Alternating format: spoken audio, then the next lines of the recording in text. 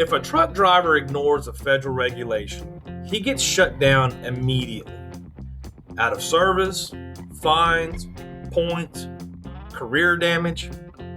But today I'm going to show you how brokers are using contracts to ignore a federal regulation, and nothing happens. That's right. And I'm not even saying this. Overdrive Magazine is. This is what control actually looks like in trucking, and that's why we're talking about control this week. Now, we know this article came out on January the 12th, but like everything that we do here, we don't rush just to be first. We wait, we watch, we listen, and I wanted to see what people were saying, how this was being framed, and what this actually was about before we ever opened up our mouths. Because rushing to react is how bad narratives get set. We're not going to start that here. And now, because this week is about control, this is the exact right time to talk about this. Now, this isn't a broker hate video. This isn't speculation. This isn't drama. This is about structure. Because control in trucking isn't just dispatch. It isn't just rates. It's paperwork. It's information. It's leverage. And it's real consequences. Once you see this, it's hard not to see it. Overdrive reported that a small fleet owner filed a formal complaint asking the FMCSA to suspend TQL's broker authority. Not because someone was emotional, and not because rates were low, and not because of service issues, but because of broker transparency waivers being used in contracts. In plain English, the complaint said, "Stop letting brokers use paperwork to block transparency that federal law already requires." You see, that's important because it tells us what the real fight is. This isn't about one load. It's not about one broker. It's about whether contracts are being used to override regulation, and they are. Here's the part drivers need to understand clearly. Federal regulation requires brokers to keep transaction records, and it gives each party to the transaction the right to review those records. That means when a carrier asks, "Show me the shipper to broker rate," that's not jealousy, okay? That's not entitlement, and that's not someone being difficult. That is a legal right, okay? It is a legal right. That right exists for a reason, because transparency is the only thing that keeps power balanced in a market. Without transparency, one side knows everything and the other side knows nothing. And that's not a market. That's dependency. But rights only matter if you can exercise them without consequences. You see, that's where the problem starts. Here's how control actually works in the real world. Brokers insert contract language that says the carrier waives that right. Not negotiate it, not limits it, waives it. And if you're a small carrier trying to stay loaded, what do? You sign.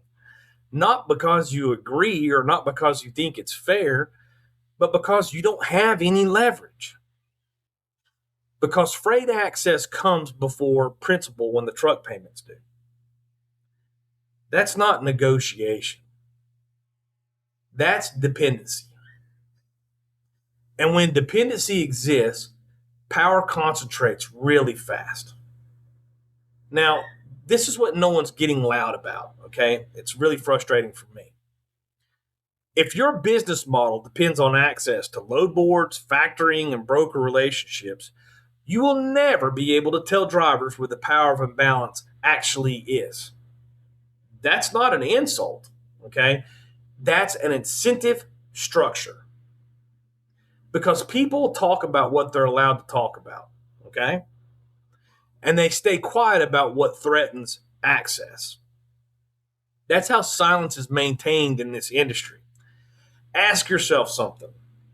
Why do drivers get audited, ticketed, shut down, and fined immediately? But brokers get to argue contracts. Why does federal law apply with zero flexibility at roadside, but it becomes open to interpretation behind a desk?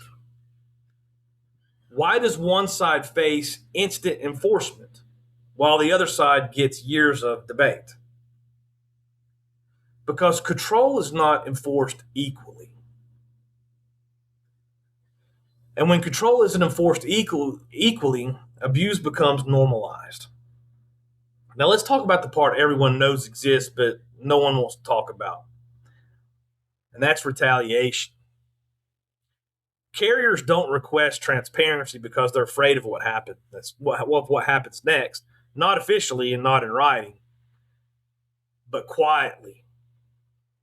No loads, worse lanes, delayed pay, sudden silence.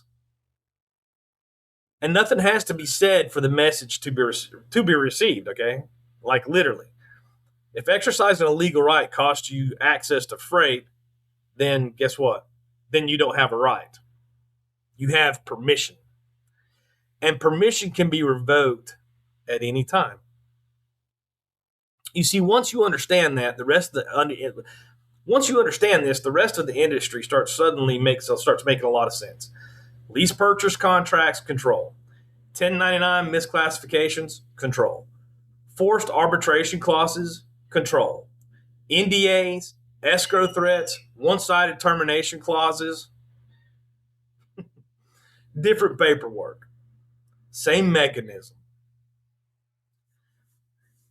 The system doesn't reward efficiency. It rewards compliance with control. That's why top earners exist.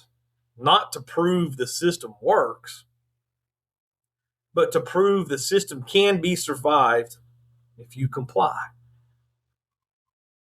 That's why averages never ever get discussed.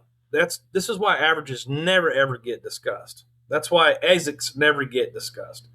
That's why outcomes over time disappear from the conversation. Because control doesn't need everybody to win. It only needs enough people to keep playing. Now, here's the part that really matters the most. Nothing changes because of opinions. Nothing changes because of comment sections. And nothing changes because of viral arguments. Things change because of documentation. I'm telling you guys. Written requests, saved emails, rate confirmations, patterns across companies. That's how structures get exposed. That's how enforcement happens. And that's how silence breaks. And I want to thank that man that wrote the FMCSA about this. And that's why we do what we do here. You see, visibility breaks bad systems. And this Overdrive article, it isn't the win, but what it is the admission. It's proof that even industry media can't ignore this anymore. And that matters because once something is admitted, it can be challenged. And once it's challenged, it can be fixed. I truly believe this. This week, we're breaking control down piece by piece. Not emotionally, not recklessly, but structurally. And tomorrow, we're going to talk about why top earners don't prove a pay system works. Because in trucking, pay doesn't tell you who's winning. Control does.